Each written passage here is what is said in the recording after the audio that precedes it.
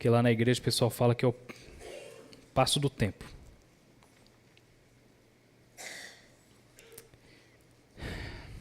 Muito bem. Ótimo.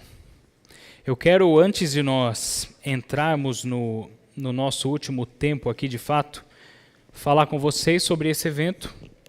O Fé na Facu vai acontecer em outubro, tá? Dia 11 de outubro, um sábado, às 3 horas da tarde, aqui. O Fé na Facu é um evento pensado para quem está aí ou na faculdade ou se preparando para entrar na faculdade. Normalmente, o ambiente da faculdade é um ambiente onde você vai lidar com questões, com assuntos, né?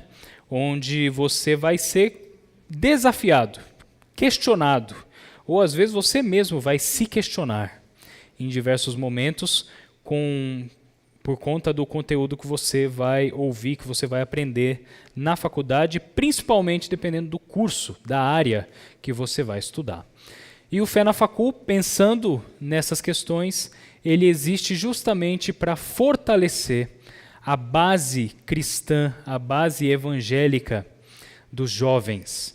Então, esse é um evento para vocês. Se não estão na faculdade ainda, um dia vocês vão chegar lá. E hoje, eu diria até que os questionamentos, esse tipo de questionamento que antigamente era feito só na faculdade, hoje é feito na escola e é feito também, né, nas redes sociais. Então, eu acredito que todo o reforço em termos de estabelecer bem a sua base na sua fé, todo o esforço é válido. Todo evento desse tipo vale a pena nós estarmos presentes, tá bom? Então guarda essa data, 11 de outubro, às 3 horas, aqui. O assunto que será tratado é a inteligência por trás da crença cristã, tá bom? O pessoal fala que crente é burro. Não é muito verdade não isso daí, viu?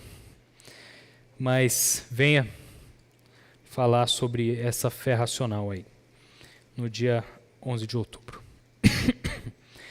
Muito bem. Falado sobre o evento, eu gostaria que vocês abrissem a Bíblia de vocês. Não é Esther dessa vez. Nós vamos um pouco mais para frente. Nós vamos em Efésios.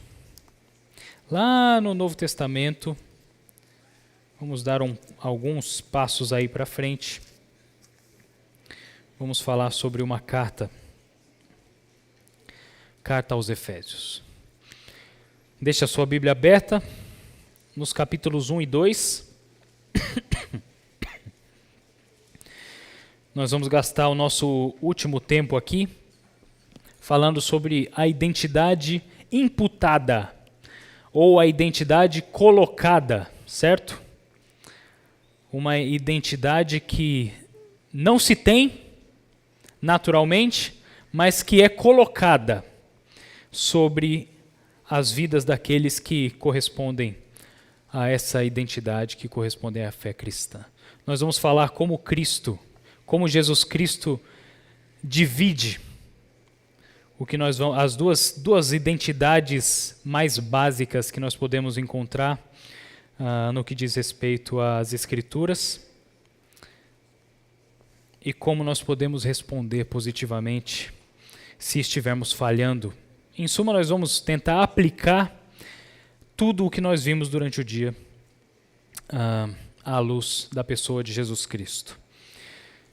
Acredito que você já encontrou o texto e eu gostaria de ler o versículo 1 do capítulo 2 para nós começarmos aqui a nossa conversa. Efésios capítulo 2, versículo 1. O texto diz o seguinte: Ele lhes deu vida quando vocês estavam mortos em suas transgressões e pecados. E nós vamos, por enquanto, ler apenas esse versículo. Por que eu escolhi essa carta? Por que eu escolhi o capítulo 1 e o capítulo 2 para nós olharmos agora no nosso momento final? Porque nós veremos aqui que nós temos uma realidade apresentada pelo apóstolo Paulo de antes e depois. E você já deve estar entendendo, se você já leu esse texto alguma vez na sua vida, eu acho que você já até está entendendo onde eu quero chegar com isso. Antes, vocês eram de um jeito. Depois, vocês se tornaram de outro jeito. E o apóstolo Paulo trabalha com essa dinâmica, e o ponto de diferença, o ponto de separação para o antes e o depois, é uma pessoa, Jesus Cristo. Por ele passa toda a mudança de identidade. No fim das contas, a gente percebe, e é o nosso objetivo aqui ao falar sobre essa identidade colocada, imputada, a gente percebe que é em Jesus que reside a nossa identidade. E nele nós vivemos. Por ele nós vivemos. Nele nós encontramos significado para viver. Significado para dizer sobre quem nós somos, significado para dizermos o que nós temos que fazer. Ele, no fim das contas, é o centro da nossa vida, o centro da nossa existência. E o nosso objetivo é falar sobre esse antes e depois e como Cristo define essas coisas e como nós devemos, no final das contas, nos definir. O livro de Esther, no fim das contas, meus irmãos, minha gente, nós temos uma ilustração no livro de Esther. Olhando de longe, já conhecendo a história de Esther, e eu sei que vocês conhecem porque vocês estudaram bastante para ir bem na prova, né? Nós vemos uma grande ilustração, nós podemos ver essa ilustração. Mordecai e Esther antes, Mordecai e Esther depois. Mordecai e Esther, quando eles estavam caminhando de acordo com o molde equivocado que eles estavam vivendo, Mordecai e Esther caminhando depois, que eles reencontram a identidade deles como povo de Deus. Nós temos esse antes e esse depois. E aqui nós queremos aplicar essa realidade para as nossas vidas. Porque no final das contas, duas identidades são nos apresentadas no decorrer das Escrituras, principalmente no Novo Testamento. No Antigo Testamento você tem aquela linguagem, tem os pagãos e o povo de Deus. Os pagãos e Israel, povo escolhido, povo santo, separado para o Senhor. No Novo Testamento você tem aqueles que rejeitaram a Cristo. E no Novo, aliás, você tem os que rejeitaram a Cristo e os que aceitaram a Cristo. Os que foram escolhidos por Cristo e hoje formam a família de Deus aqui e com o Senhor. Nós temos essas duas realidades apresentadas no Antigo e no Novo. No Novo a gente está mais acostumado, não é? Com os que aceitaram a Cristo e com os que o rejeitaram. Agora, nós precisamos ver essas duas realidades, porque pode ser que nós tenhamos pessoas aqui que se identificam com essa primeira que nós veremos, as que rejeitaram a Cristo. E no fim das contas, podemos ter pessoas que, na verdade, já encontraram a Cristo, mas que estão distantes, que têm caminhado como Mordecai e Esther, conforme o molde do mundo e da cultura que nos influencia dia a dia nesse mundo. Por isso, vamos dar uma olhada no capítulo 2, agora a partir do verso 2.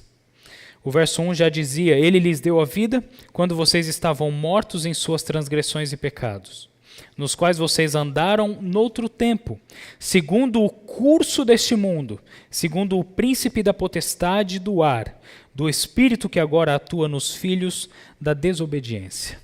O cenário aqui, gente, é o cenário de quem está distante de Cristo, de quem está separado de Cristo. Por isso ele fala, uma vez que ele está falando para a gente crente, ele fala: antes vocês eram assim. Vocês andavam conforme o curso desse mundo.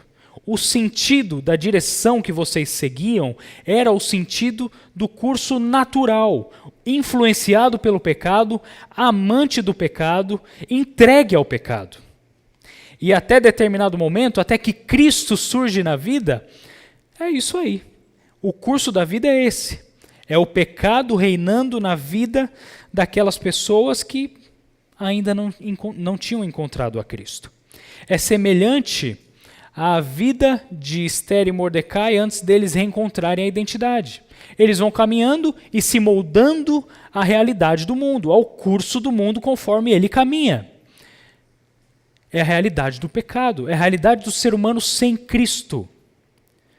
É assim que nós vivemos, sem Cristo. Quando nós olhamos para o mundo lá fora e nós vemos tantas coisas acontecendo, tantos relacionamentos quebrados, tanto egoísmo, tantos filhos que se isolam dos seus pais por questões egoístas, tantos pais que não tratam bem os seus filhos por questões egoístas, tudo isso é o fluxo do mundo, influenciado pelo pecado. É o curso natural do mundo influenciado pelo pecado. É o que nós vemos na realidade sem Cristo.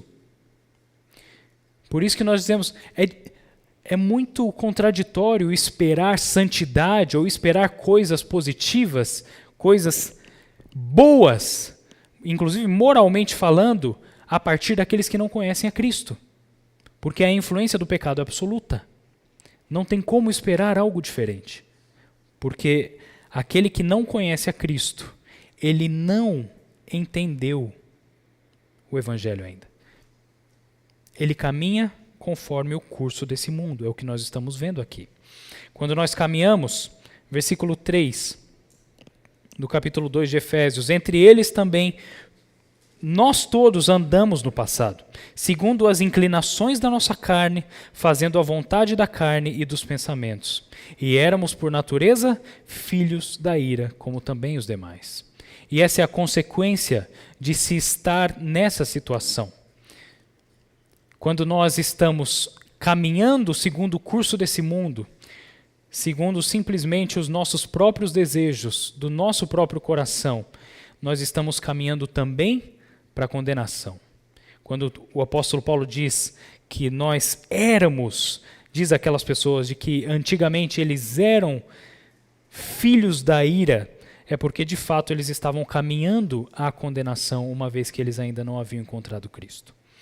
Sendo assim, quando nós optamos na nossa vida, sem ainda encontrar a Cristo, a caminhar conforme o nosso próprio coração, conforme as nossas próprias vontades, entendendo quem nós somos do jeito que a gente quer, e vivendo dessa forma, o nosso destino está setado ou definido como filhos da ira. Agora, isso é o cenário de antes dos Efésios. Nós estamos aqui falando de uma carta escrita para uma igreja que ficava na cidade de Éfeso, e antes eles eram assim. O apóstolo Paulo faz questão de dizer isso. Vocês eram assim, vocês caminhavam dessa forma. Vocês eram, no final das contas, a identidade de vocês era filhos da ira. Vocês eram filhos da ira. Mas nós temos um ponto de virada. Da mesma forma que nós temos um ponto de virada na narrativa de Esther com Mordecai e a própria Esther, nós temos um ponto de virada aqui também, na mensagem do próprio Evangelho. Quando nós caminhamos para o próximo versículo, nós vemos esse ponto de virada. Deus, sendo rico em misericórdia, por causa do grande amor com que nos amou, e estando nós mortos em nossas transgressões, Ele nos deu vida. E esse é o ponto de virada. Esse é o ponto de virada que pode nos encontrar até hoje. Quando nós olhamos para a nossa realidade, entregue ao pecado, caminhando segundo o curso desse mundo, quando a nossa identidade está indo e sendo moldada, como nós já falamos, segundo o curso desse mundo, existe um ponto de virada que só é encontrado na misericórdia divina. E graças a Deus por isso. Quando nós seguimos, inclusive nós temos aquele versículo hiper decorado, né? Hiper conhecido, no versículo 8. Porque pela graça vocês são salvos mediante a fé, e isso não vem de vocês, é dom de Deus. Não de obras, para que ninguém se glorie, pois somos feitura dele, criados em Cristo Jesus, para boas obras, as quais Deus de antemão preparou, para que andássemos nela. E esse trecho que nós tanto decoramos e enfatizamos, principalmente o versículo 8 e 9, porque pela graça sois salvos e um monte de coisa, e a gente enfatiza, nós não merecemos a salvação e de fato não merecemos, enfatizamos isso. Nos versículos 9 e 10, nós temos o propósito para a nossa existência uma vez que nós encontramos Cristo. Porque no fim das contas o verso nos diz, somos feitura dele, criados em Cristo Jesus, para as boas obras. Quando alguém disser para você, quando alguém chegar em você e perguntar, quem é você? Quem é você, Ricardo? Quem é você, Gabriel? Você pode responder tranquilamente se você já conhece a Cristo. Eu sou uma nova criatura em Cristo, criado para as boas obras, que Ele preparou para que eu realize. No fim das contas, essa pequena frase e esse versículo 10 de Efésios capítulo 2 dá para nós a nossa identidade. Mas veja, essa identidade, ela está atrelada a um nome, Jesus Cristo. Se nós tiramos Jesus Cristo da equação, essa identidade não existe. Ela perde todo sentido. Jesus Cristo, no fim das contas, é o que nos dá o motivo, a razão, o propósito para que nós estejamos aqui. Agora eu gostaria de ler o capítulo 1 com vocês também. Quando nós voltamos lá para o capítulo 1, nós temos isso de uma forma tão enfática, tão gritante, que eu gostaria muito de ler isso com vocês e fazer as aplicações finais antes de nós terminarmos aqui. Capítulo 1 de Efésios, a partir do versículo 3. O texto nos diz assim: Bendito seja o Deus e Pai do nosso Senhor Jesus Cristo, que nos abençoou com todas as bênçãos espirituais nas regiões celestiais em Cristo. Conta quantas vezes essa expressão em Cristo vai aparecer aqui. Verso 4. Antes da fundação do mundo, Deus nos escolheu nele para sermos santos e irrepreensíveis diante dele. Em amor, nos predestinou para ele, para sermos adotados como seus filhos, por meio de Jesus Cristo, segundo o propósito da sua vontade, para o louvor da glória da sua graça. E ele nos concedeu gratuitamente no amado. Nele, mais uma vez, temos a redenção pelo seu sangue, a remissão dos pecados, segundo a riqueza da sua graça, que Deus derramou abundantemente sobre nós em toda sabedoria e entendimento. Ele nos revelou o mistério da sua vontade, segundo o seu propósito, que ele apresentou em Cristo, de fazer convergir nele, na dispensação da plenitude dos tempos, todas as coisas, tanto do céu como da terra. Em Cristo fomos feitos herança, predestinados segundo o propósito daquele que faz todas as coisas conforme o conselho da sua vontade, a fim ou com o propósito de sermos, para o louvor da sua glória, nós, os que de antemão esperamos em Cristo. Nele também vocês, depois que ouviram a palavra da verdade, o evangelho da salvação, tendo nele também crido, receberam o selo do Espírito Santo da promessa. O Espírito é o penhor, ou a garantia da nossa herança, até o resgate da sua propriedade em louvor da sua glória. Quando eu leio isso aqui, até arrepia. Porque isso daqui é o plano da salvação de Deus para nós, apresentada em alguns versículos. Aqui nós encontramos quem nós somos ou quem nós nos tornamos em Cristo. Nele nós somos escolhidos, adotados, percebe? Adotados ou incluídos na família de Deus. Nele, em Cristo, nós somos assim. Sem Cristo, nós somos filhos da ira. Em Cristo, nós fazemos parte de uma nova família. Em Cristo, nós somos assim. Em Cristo nós somos não somente escolhidos, não somente eleitos, mas nós somos feitos herança. Deus compartilha conosco, coloca em nós o seu próprio Espírito como garantia.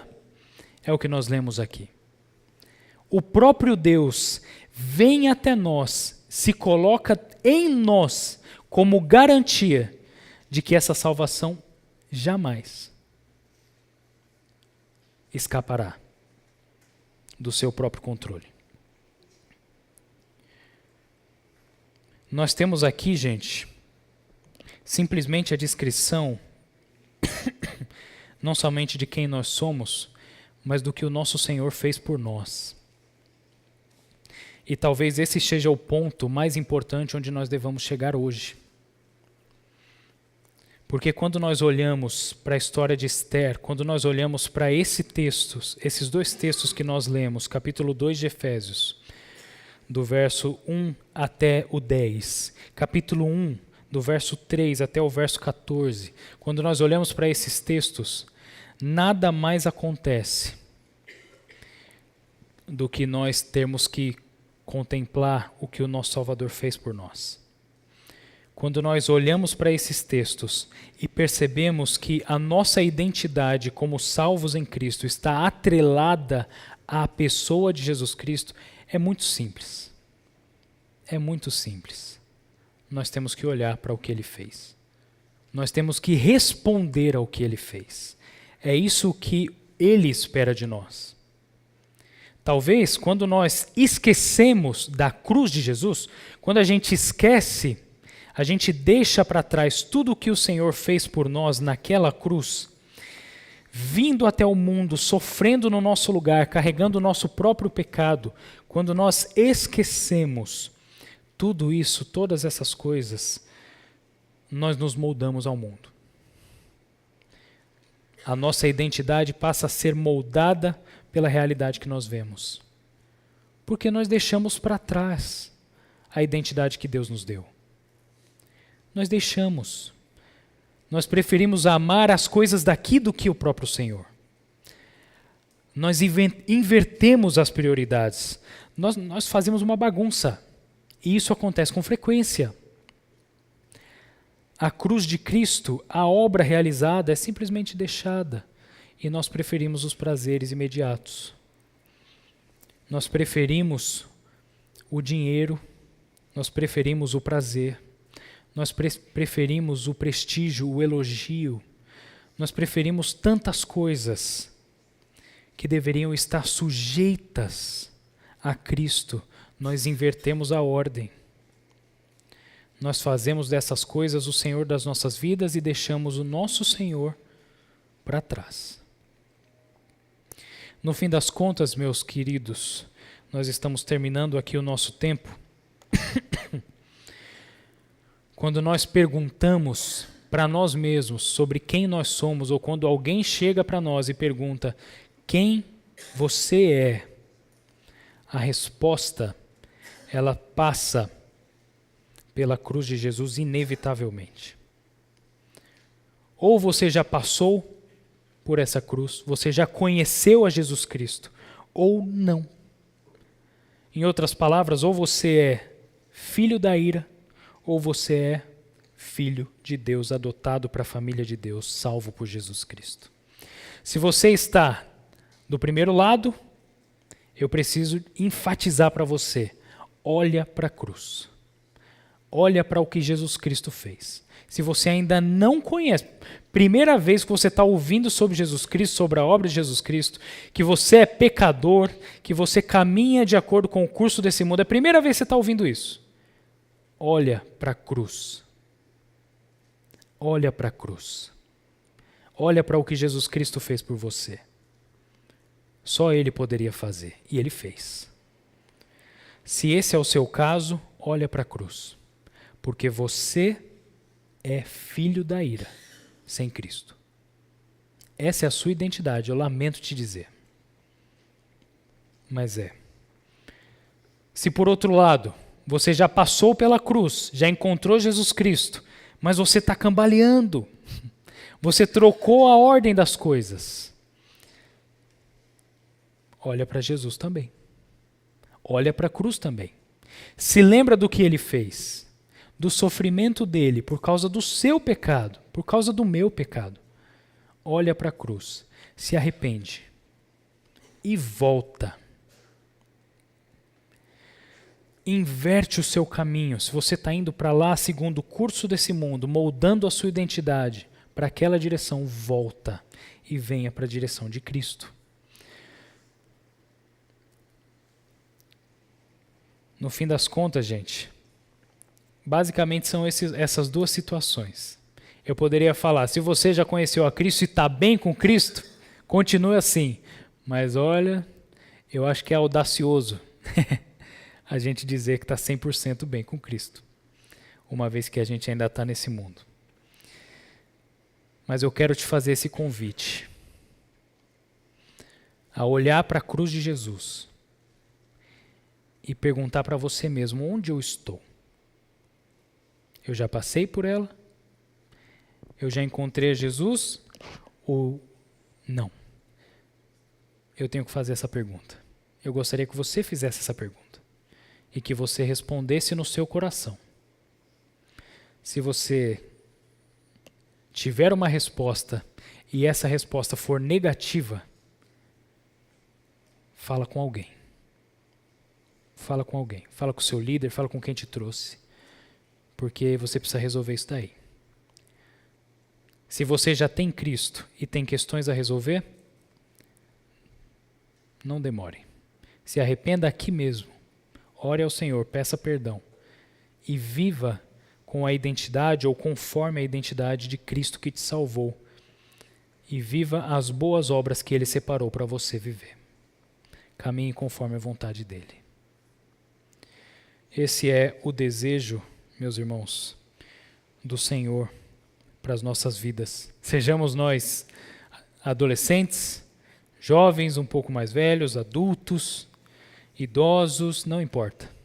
A vontade do Senhor é que nós correspondamos à identidade que Ele nos deu em Jesus Cristo. Meu desejo é que você, nesses nossos tempos de reflexão, tenha pensado na sua própria vida e aplicado à sua própria vida, não somente a história de Esther, mas ao Evangelho de Jesus, para entender a sua situação e colocar diante do Senhor as situações que você precisa resolver. Tá bom? Que Deus abençoe vocês. Nosso tempo acaba aqui, mas eu quero agradecer a confiança. Cadê a Simônica? Deus abençoe, viu? E o meu desejo é que o Senhor continue trabalhando na vida de vocês, em todos os dias da vida de vocês, tá bom? Vamos orar? Falar com o Senhor. Pai, obrigado porque o Senhor é bom para conosco. Obrigado porque o Senhor nos salvou, ó Pai, da nossa realidade distante do Senhor. Obrigado porque quando nós andávamos conforme o curso desse mundo, o Senhor nos tirou de lá, enviando Jesus Cristo. Muito obrigado, ó Deus, porque o Senhor executou a salvação que nós precisávamos. Que o Senhor possa, ó Deus, nesses dias estar trabalhando no coração de cada adolescente aqui presente, para que não reste dúvidas, ó Pai, com relação a quem eles são. Que o Senhor traga, ó Pai, por meio do seu Espírito, clareza àqueles que já te conhecem, para que eles sigam firmes, ó Deus, segundo a identidade que o Senhor deu para eles.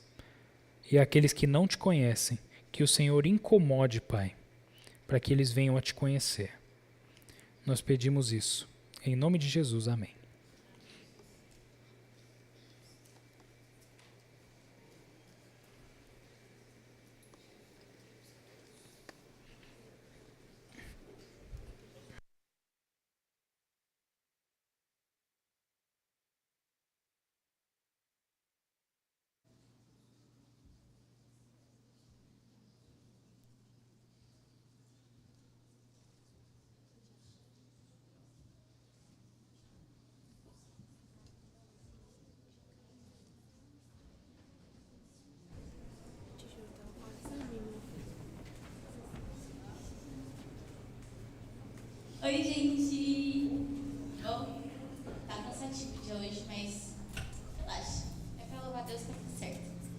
queria pedir que vocês se levantassem agora, neste momento. E